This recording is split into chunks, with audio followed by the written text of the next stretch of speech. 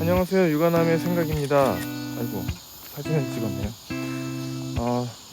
느린 길이 가장 빠른 길이다 라는 주제로 오늘 잠시 생각을 나눠보려고 합니다.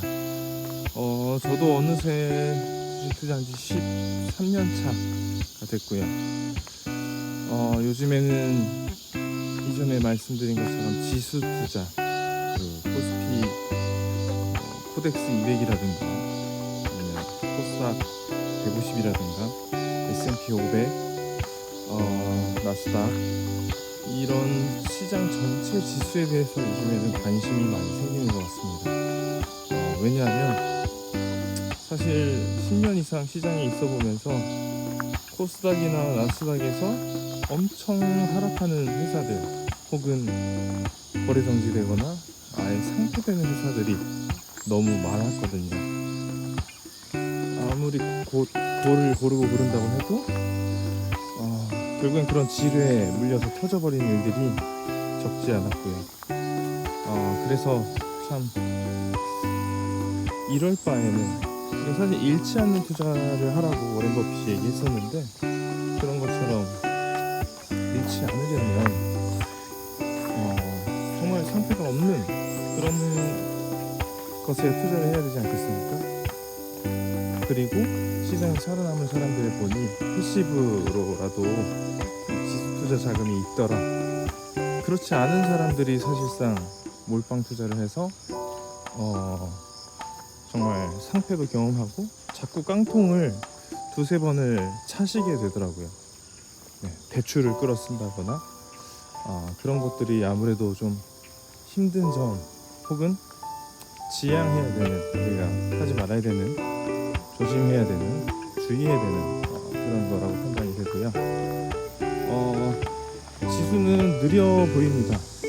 근데 생각보다 최근에는 엄청 하락폭이 큰 이벤트들이 있었지만 최근에 그 하락폭이 큰 이벤트가 있었기 때문에 향후에는 뭐 한두 번 그런 일이 또 있을 수 있지만 오히려 그럴 빈도가 좀 낮다라는 좀 판단이 들고요. 의외로 V자 반등으로 최근에 시장이 또 반등해 줬기 때문에, 근데 이게 엄청난 그 스트레스 포인트였던 것 같아요. 완전 막 무슨 지수가 8% 하락하고 막 그랬잖아요. 지수가 8% 하락을 해버리면 종목들은 10% 20% 하락을 했는데, 어떤 종목들은 복구를 했고 뭐 힘이 센 그런 회사들이죠. 근데 어떤 회사들은 아직도 지지부진하거나 더 빠졌죠. 그 얼마나 슬프고 황당한 일이에요, 그렇죠? 하지만 지수 투자를 했을 때 딱 지수만큼 빠졌고, 오를 때는 또 오르는 만큼 올랐고, 그 오르는 만큼 오른다는 게 평균이잖아요. 내린 종목도 있고 오른 종목도 있지만 오히려 시총 상위주가 올라줬을 때 시장이 제대로 반등을 해주고 내 계좌도 반등이 되더라.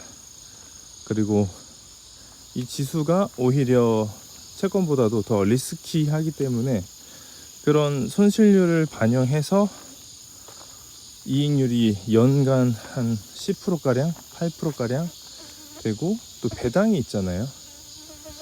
그래서 저는 지수 투자에 대해서 이렇게 단타로 막 분봉을 보고 힘들게 쫓아가는 그런 투자보다 지수 투자로 좀 안전하게 하기를 좀 기대하고 소망합니다. 네, 이상입니다.